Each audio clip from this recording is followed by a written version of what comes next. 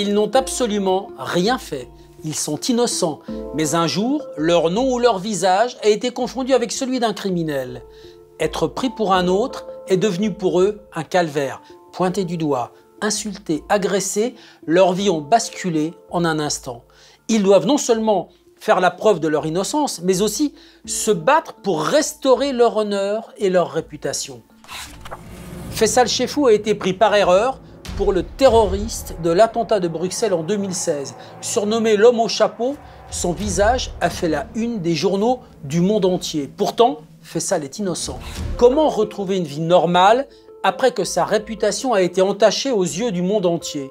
Peut-on retrouver confiance après avoir été insulté et traîné dans la boue par les médias?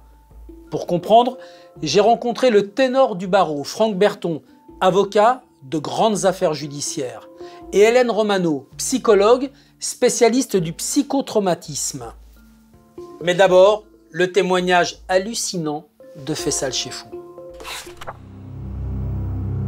À 33 ans, Faisal Cheffout a déjà vécu plusieurs vies. Les médias du monde entier l'ont pris pour l'un des terroristes de la vague d'attentats sanglants qui ont conduit à la mort de 32 personnes et fait 340 blessés en Belgique en mars 2016. Faisal Cheffout a été arrêté et désigné comme l'un des membres du commando de l'aéroport de Bruxelles, le fameux homme au chapeau, poussant son caddie aux côtés de 2 complices et immortalisé par les caméras de surveillance. Il a fallu plusieurs jours à la justice pour reconnaître son erreur. Une confusion tragique. Faisal Cheffout n'était ni l'homme au chapeau, ni un terroriste. Mais pour lui, le mal était fait. Nous sommes à Bruxelles. C'est ici, près du quartier européen, que Faisal, jeune Belge d'origine marocaine, a grandi. Je faisais du journalisme par militantisme. C'est-à-dire que je gagnais pas ma vie avec ça, hein. Et je tournais plus un peu vers le social, notamment la cause des réfugiés ici en Belgique. Donc voilà, je me sentais sensibilisé à leur cause. Pendant plusieurs années, Faisal est animateur social. Il n'hésite pas à s'engager dans des combats politiques liés aux problèmes d'immigration. Bonsoir, nous sommes devant le centre 127 bis à Stenokorzeel. Faisal est à l'affût de l'actualité. Ce 22 mars 2016... Bruxelles a été à son tour frappée par le terrorisme ce matin. 2 attentats qui ont fait au moins 34 morts et 200 blessés. 2 explosions puissantes ont donc d'abord retenti tôt ce matin à l'aéroport bruxellois de Zaventem. Puis des déflagrations ont secoué une station de métro située dans le quartier européen. 2 bombes explosent, à l'aéroport de Bruxelles-Zaventem d'abord, puis une 3e détruite une rame de métro à la station Malbec, dans le quartier européen, à quelques pas de chez Faisal. Je me rends sur place pour essayer de comprendre et c'est là que je remarque les cordons de sécurité, la tension qui était vive. Et de là, j'ai pris quelques plans et je me suis fait contrôler par la police militaire devant le Parlement et on m'a demandé qu'est-ce que je faisais là. Je dis, mais j'habite pas très loin, je filme, je veux savoir qu'est-ce qui se passe. Et donc j'ai décidé de rentrer chez moi parce que je voyais que la tension était vraiment palpable. Une fois chez lui, c'est à la télévision que Faisal découvre l'étendue du drame. Le bilan est très lourd, 32 morts et plusieurs centaines de blessés. La Belgique est sous le choc. Faisal est ému, en deuil comme tout le pays, mais il est loin d'imaginer ce qui l'attend. 2 jours plus tard, l'un de ses amis et lui roulent tranquillement dans Bruxelles. Il passe devant le palais de justice quand tout bascule. Des véhicules de police débarquent et nous encerclent brusquement. Un premier véhicule qui vient par la gauche, qui nous bloque le passage, et puis d'autres véhicules qui nous encerclent et des hommes armés qui sortent d'un coup de ces véhicules. Et ça a été en une fraction de seconde, hein. Ils ont sorti leurs armes. Faisal et son ami sont encerclés. Je me dis qu'il s'est passé quelque chose. Je ne sais pas, mais je ne comprends pas. Je n'arrive pas à réaliser. Et puis ça se passe tellement vite Quand je suis sorti du véhicule, j'ai vu des lumières rouges, c'était des lasers de police avec des fusils d'assaut qui me visaient de loin. Je vois plein de policiers qui nous visent avec des armes et il y a une distance entre eux et nous et ils n'osent pas s'approcher, je ne comprenais pas ça. Jusqu'à un certain moment où je leur ai demandé, vu qu'on était calme, d'en faire autant. Et ils ont ouvert le coffre de la voiture. Le coffre de la voiture est vide. Une fois qu'ils ont vu que le coffre, qu'il n'y avait pas de bombe sur nous, là ils se sont calmés, ils se sont détendus en quelque sorte. Et on a été emmenés chacun, manu militari, dans un véhicule, direction le poste de police. Là, Faisal est fouillé. On relève ses empreintes et son ADN. Son appartement est perquisitionné. Faisal demande un avocat, mais sans succès. Les interrogatoires se succèdent. Faisal ne comprend toujours pas ce qu'il fait là. Quand vers 23 h, on lui présente une photo, celle prise par les caméras de surveillance de l'aéroport de Zaventem, quelques minutes avant l'attentat. Les deux hommes à gauche de la photo sont morts dans l'explosion de leur bombe. Celui de droite, l'homme au chapeau, a survécu. On me demande de regarder bien celui de droite, et je dis non, je ne reconnais personne. Et là, on me dit, est-ce que ce ne serait pas vous? Et là, je comprends en fait. C'est à ce moment-là que je comprends qu'on m'associe avec ce troisième terroriste qui est l'homme au chapeau. Pour les policiers, cet homme, c'est Faisal Chefou. Il dispose d'une photo de lui sur les lieux de l'attentat du métro. Faisal est soumis à un tapissage. Il pose avec un numéro au milieu de plusieurs hommes devant une vitre sans teint. De l'autre côté, un témoin clé, le chauffeur du taxi qui a conduit les 3 terroristes à l'aéroport. Le taximan qui a transporté les terroristes confirme à 200% que je suis bien le 3e terroriste. Et donc pour eux, c'est chose faite. Faisal est inculpé pour participation aux activités d'un groupe terroriste, assassinat terroriste et tentative d'assassinat terroriste. Pourtant, il ne cesse de répéter qu'il y a méprise, que ce n'est pas lui, qu'il est innocent. Mais la machine est lancée, Faisal est présenté à un juge d'instruction. Ma première réaction, c'est, monsieur le juge, j'ai des courses à faire. J'ai des choses à... Je dois aider ma mère, j'ai des choses à faire. Il me répond, mais monsieur Chefou, mais vous imaginez pas la situation dans laquelle vous êtes. Hein. Et en fait, non, je n'imaginais pas. Je ne savais pas que pendant que j'étais chez le juge, eh bien, la presse parlait de moi. Mais qui est Faisal Chefou, cet homme arrêté jeudi devant le palais de justice de Bruxelles? Est-il le 3e homme du commando de l'aéroport de Zaventem? Quand j'ai allumé le journal, c'est vrai que ça se voyait partout. Faisal Chefou est l'homme au chapeau, c'est lui qui a mis la bombe à l'aéroport de Zaventem. Tout a défilé. Je ne comprenais pas. La première idée, c'est qu'est-ce qu'il a mon frère? Il est où mon frère? Est-ce qu'il est vivant? Est-ce qu'il est mort? Faisal est vivant et c'est depuis sa cellule qu'il découvre que son nom et sa photo font la une des journaux du monde entier. Faisal Chefou. The suspect has been identified by Belgian media as Faisal Chefou. Il est sous le choc.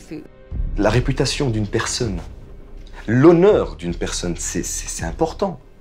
Là, on détruit l'honneur d'une personne, on détruit le nom d'une famille tout entière, on la balance comme ça.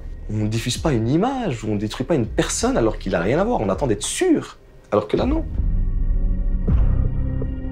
Des accusations prématurées, mais unanimes, qui rendent la détention de Faisal encore plus insupportable. C'est de la moquerie des policiers, des insultes, on me traite de sale djihadiste, on me traite de terroriste, on me dit que j'ai tué 35 personnes. En fait, certains policiers étaient complètement pris par l'émotion, vivent du moment. Faisal subit des violences morales, mais aussi physiques, dont il gardera des séquelles.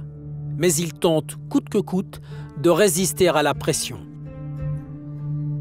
Je vais tenir tête, dans le sens où je vais dire non, je vais dire la vérité, je vais m'accrocher à la vérité. Et quand bien même, si ça doit prendre du temps, la vérité finira par faire surface. Ne pas sombrer, c'était surtout ça mon objectif. Ne pas devenir fou, parce que arrivé en prison, par exemple, mon premier plat, des gardiens m'ont ramené mon premier plat, c'était un plat de spaghettis, il était rempli de crachats.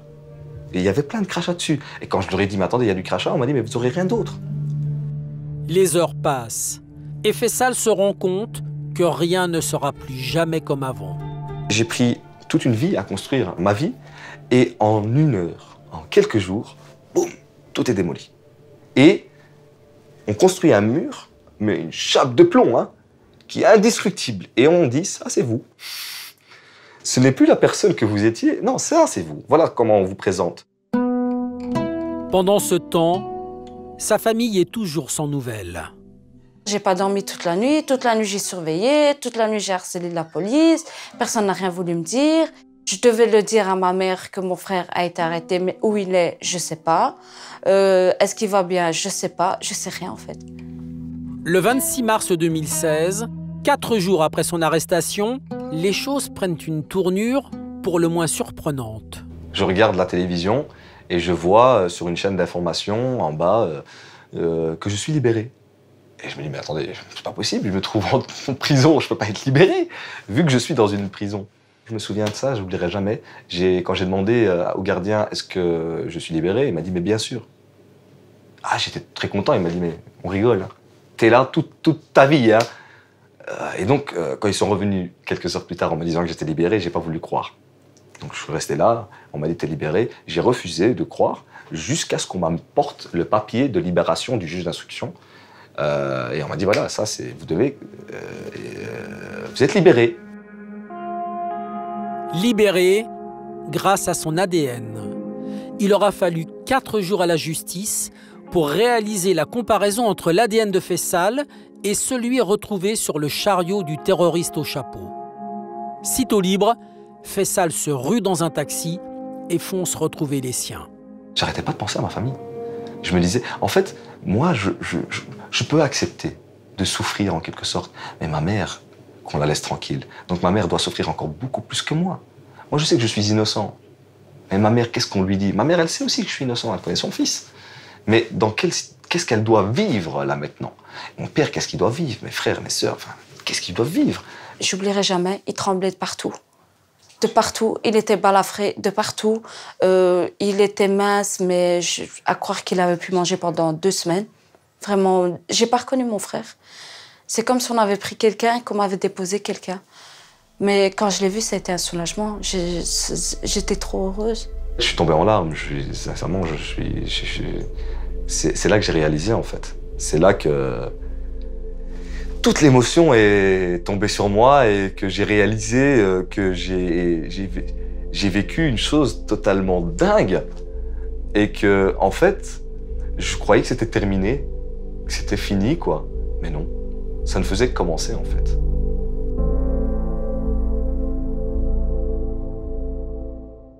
Hélène Romano, vous êtes psychothérapeute, vous travaillez beaucoup avec les victimes. Hein. Faisal a été pris pour un terroriste et il a été interpellé comme tel. Quelles conséquences ça peut avoir pour lui? Psychiquement, les conséquences sont multiples parce que déjà, il y a un sentiment d'injustice. Il y a un sentiment d'être totalement dépossédé de son identité, un sentiment d'être pris dans un engrenage infernal et de ne plus être maître de son histoire. Et ça peut être extrêmement violent, ne serait-ce que dans les conditions de garde à vue, d'audition et des faits qui sont reprochés, qui sont des faits extrêmement graves. Donc en termes d'atteinte à son identité, c'est extrêmement violent. Et il y a aussi l'amplification médiatique. Tous ces médias qui vont parler de lui, qui vont le présenter comme le suspect numéro 1, vont avoir des conséquences sur lui et sur sa façon de se défendre. L'aspect médiatique a des conséquences, ne serait-ce que parce que vous voyez votre photo, les proches vous voient en photo, entendent votre nom. Donc vous êtes dépossédé de votre identité, ce qui n'était pas le cas il y a 30 ans, par exemple. Donc c'est beaucoup plus compliqué, parce que vous êtes dépossédé beaucoup plus rapidement et plus violemment de votre identité. Et puis les images restent aussi. Franck Berton, on va se parler franchement. Hein. Faisal, il a la tête de l'emploi, il est maghrébin. Et oui. Délit de sale gueule. Il y a un délit de sale gueule et puis vous avez un témoin qui le reconnaît. Donc à partir de là, c'est fini, quoi. Donc vous avez beau crier, hurler, alors il n'y a pas de comportement type d'un innocent. Vous en avez j'en ai connu qui chantaient la Marseillaise dans le bureau du juge. J'en ai connu qui disaient non ou qui étaient prostrés dans le silence. Il n'y a pas non, mais là lui il dit non, c'est pas moi. Je vous assure que c'est pas moi. Ça ne suffira pas. Hein. Il faut que techniquement et scientifiquement on rapporte la preuve d'une innocence. Et ça peut aller jusqu'à l'audience. On retrouve Faisal Cheffout, ce jeune Belge qui se bat lui aussi pour défendre son nom et son honneur. Après les attentats sanglants de Bruxelles en mars 2016, Faisal a été soupçonné d'être l'un des terroristes de l'aéroport. Inculpé, il a été désigné par les médias du monde entier comme étant le dernier terroriste en vie, le fameux homme au chapeau. En prison, Faisal a subi insultes, brimades et violences à répétition. Il a fallu 4 jours pour que la justice comprenne sa méprise et le libère. Pourtant, personne ne relève que Faisal a été victime d'une effroyable erreur. C'est ça le pire dans mon affaire, c'est que quand j'ai été libéré, je n'ai pas été libéré avec une communication du parquet qui dit « nous avons fait une erreur, il a été libéré ». Non, M. Cheffout Faisal a été libéré faute de preuves. Donc, dans l'esprit des gens, c'est qu'il a toujours à voir, et je suis sorti avec cette communication du parquet qui reste super floue, ou qui ne reconnaît pas son erreur. Vendredi 8 avril 2016, 2 semaines plus tard, enfin, le véritable homme au chapeau est arrêté par la police. Il s'appelle Mohamed Abrini. Le jour où j'ai appris que le vrai terroriste était attrapé, des amis m'ont appelé pour me dire « Ah, ben tiens, le véritable terroriste a été attrapé ». Je dis « Mais alors ? Qu'est-ce que ça me regarde, moi? Ça me concerne? Non, parce que je le sais que c'est pas moi. J'arrêtais pas de le dire depuis le départ. Que oui, il y a un terroriste, il y a quelqu'un qui a fait ça, qui est dans la nature, etc. Donc le jour où on me dit « Ouais, il a été attrapé », ben oui, c'est bien. C'est bien qu'il ait été attrapé, je suis très content. Il ne pourra plus faire de mal. Mais voilà, c'est un peu trop tard, quoi. Le mal est fait. Ils n'ont jamais dit « Oui, voilà, c'est pas lui l'homme au chapeau ». Jamais, jamais. Même quand on a arrêté le vrai homme au chapeau, il y avait encore des journalistes qui disaient « Oui, mais je ne suis pas très sûre. Je crois que c'est encore lui. » Non seulement la communication est mauvaise, mais je reste inculpé et on m'annonce que c'est juste procédural, que je dois attendre la fin de l'enquête des attentats pour pouvoir être disculpé par la chambre du conseil. Et en attendant, je reste inculpé des mêmes chefs d'inculpation, des trois mêmes chefs d'inculpation que le véritable terroriste. Des accusations très graves. Impossible pour Faisal de reprendre sa vie d'avant. D'autant que le jeune homme est toujours dans le viseur. Dès que je suis sorti de chez moi, je voyais que j'étais suivi par la police. Mais c'était vraiment suivi, on les voit, avec les oreillettes et tout ça. C'est intimidant, parce que je ne sais pas qu'est-ce qu'ils vont faire. Moi, je n'ai plus confiance en la police. Après cette erreur, je n'ai plus du tout confiance. Donc j'ai toujours peur qu'ils me fassent quelque chose, alors qu'eux ont l'autorité, les droits, les armes. Donc je suis vulnérable en quelque sorte. Donc eh bien, je suis resté près de mes parents, près de ma famille. Le problème, c'est que l'adresse de Faisal et de sa famille ont été diffusées par les médias. Tel un bandit en cavale, il doit se planquer chez des proches et passer d'un appartement à l'autre pendant plusieurs mois. J'essaye de trouver un endroit calme, en fait, où je peux réfléchir tranquillement, sans avoir de la pression, sans qu'on me suive, sans avoir des journalistes qui toquent et qui sonnent et qui veulent avoir un sujet exclusif, etc. On me propose de l'argent. Non, ce que j'ai besoin, c'est de réfléchir et de comprendre ce qui se passe, en fait, parce que je n'ai pas compris encore ce qui se passe. Qu'est-ce qui a fait qu'on m'a lié avec l'homme au chapeau? Qu'est-ce qui a fait que ça tombe sur moi, alors qu'il y a 11 millions d'habitants? Des questions qui le hantent jour et nuit. Faisal décide d'aller consulter un médecin pour calmer ses angoisses, et elles sont nombreuses. Choc post-traumatique, stress aigu. C'est absolument choquant, c'est traumatisant. Et encore maintenant, je ne dors pas quand je pense aux coups que j'ai ramassés. Les insultes, c'est tout ça en fait qui me laisse pas dormir. Ces policiers qui m'ont frappé, qui sont à l'heure actuelle toujours policiers, qui travaillent tranquillement et qui m'ont menacé de mort. Et ces gens-là ne sont jamais venus se présenter leurs excuses. Et c'est des policiers, ils ont des armes. Je peux me retrouver un jour contrôlé par ces personnes dans la rue. Il prend des médicaments, ce qu'il n'a jamais fait. Il suit un psychiatre. Il est très nerveux, il est paranoïaque. Il vit avec une peur, une boule au ventre. Lui-même, il ne se reconnaît pas. Sous antidépresseurs depuis près de 2 ans, Faisal a enfin pu retourner vivre chez lui. Un chez lui où il espère un jour se sentir à nouveau à l'abri. Mais depuis sa libération, Faisal est victime d'interpellations incessantes. Par exemple, il y a une alerte à la bombe dans une salle de concert. Je n'ai strictement rien à voir. Je me trouve chez moi à la maison à 2 h du matin et la police débarque. Et c'est de l'antiterrorisme encore. C'est des personnes qui ont tous les moyens. Hein. Je veux dire, ils n'ont pas besoin de mandat de perquisition. Ils viennent de manière brutale. Ça choque tous les voisins. On ferme des rues. C'est impressionnant. En 2 ans, Faisal a été interpellé à 5 reprises. À chaque fois, il a été relâché. Mais ces confusions à répétition empoisonnent sa vie. J'ai peur un jour qu'un policier me contrôle et qu'il ait peur ou qu'il me tire dessus parce qu'il a peur de moi, alors que c'est moi qui ai peur d'eux. En fait, on me traite de terroriste et c'est ce que je n'arrête pas de dire depuis le début. C'est moi qui ai terrorisé dans cette histoire. Je suis terrorisé par eux. Une crainte qui conduit Faisal à installer tout un système de vidéosurveillance dans son appartement. Des caméras qui filment les allées et venues 24 heures sur 24. Notre vie entière a changé. Tout a changé. Ma mère a changé, j'ai changé. On vit avec une crainte pour mon frère. Aujourd'hui, Faisal est sans emploi. Personne ne veut prendre le risque d'associer son nom à son entreprise. Cela fait seulement quelques mois qu'il a pu rouvrir un compte bancaire. Auparavant, les banques le rejetaient systématiquement. Chaque jour est un combat quand on s'appelle Chefou. Il y a des choses qui ne peuvent pas se faire. Et même si j'ai toute la meilleure volonté du monde, même si, vous savez, des gens qui me disent « mais il faudrait que tu passes à autre chose, il faudrait que tu oublies, il faudrait que tu reprennes une vie ».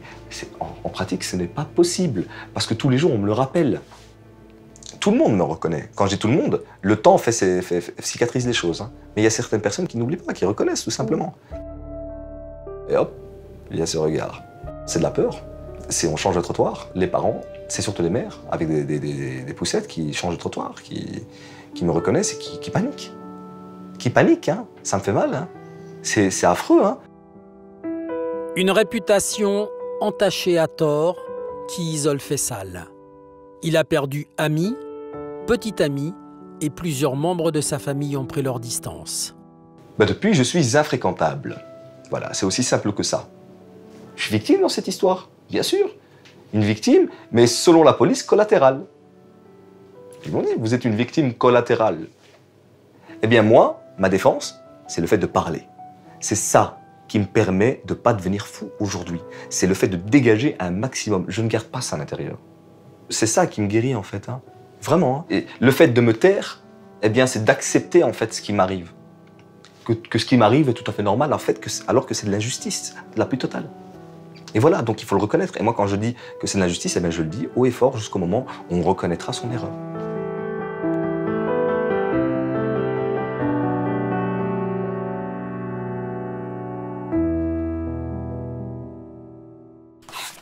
Franck Berton, Faisal, il a été libéré sans condition, mais il reste mis en examen, c'est normal? Vous savez, tout dépend du juge d'instruction, et là c'est entre les mains du juge d'instruction. Il va rester dans cette procédure jusqu'à ce que cette procédure soit clôturée. J'aurais dit, c'est dans l'ordre des choses, et c'est ce à quoi se heurtent toutes les personnes accusées à tort. Et mais maître, de quoi se mêle la banque? Ça ne la regarde pas. Mais la banque se mêle en disant j'en veux pas dans ma clientèle. Donc vous subissez, et on n'en a pas conscience sur le moment, mais vous subissez toute une série, c'est même pas des désagréments parce que le terme n'est pas assez fort, qui fait que votre vie se retrouve totalement bouleversée, chamboulée. Et à partir de là, vous avez deux solutions. Soit vous êtes un procédurier, vous faites une procédure à votre banque en disant je veux être dans cette banque, mais est-ce que vous avez vraiment envie d'être dans une banque qui ne veut pas de vous? Ah, Maître Berton, c'est pas lui, on le sait, il est innocent. L'enquête est toujours en cours. Est-ce qu'en attendant, il peut demander de l'argent, une indemnisation pour ce qu'il a subi? Ah non, mais tant qu'il n'aura pas une mise hors de cause judiciaire et définitive, il ne peut rien demander. Donc... Pour Faisal Chefou, on est dans un cas particulier parce qu'il n'a pas été injustement condamné, il est simplement injustement soupçonné. Voilà. Donc est-ce que ça s'indemnise, ça? Ah ben, ça s'indemnisera parce qu'il a fait de la détention provisoire, hein, et lorsqu'il bénéficiera d'un non-lieu, il sera indemnisé pour cette détention provisoire. Hélène Romano, cette phrase de Faisal Chefou qui dit « Chaque jour est un combat quand on s'appelle Chefou ». C'est violent, ça?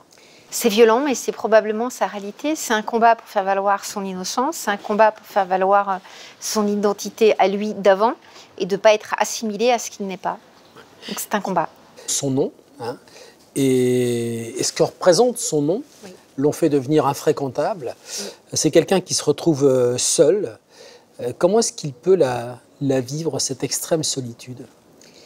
Ça peut être très compliqué à vivre, surtout que l'entourage, dans certains cas aussi, vous abandonne. Et ils vont s'en sortir quand ils s'en sortent, soit en changement de nom, changement de pays, changer d'identité, changer de vie. C'est ça qui leur permet de redémarrer sur une nouvelle base. Mais ce n'est pas pour autant facile, parce qu'il ne s'agit pas d'oublier. Aujourd'hui, Faisal attend avec impatience le procès des attentats de Bruxelles pour être enfin disculpé et rêve de déménager à l'étranger pour reconstruire une nouvelle vie.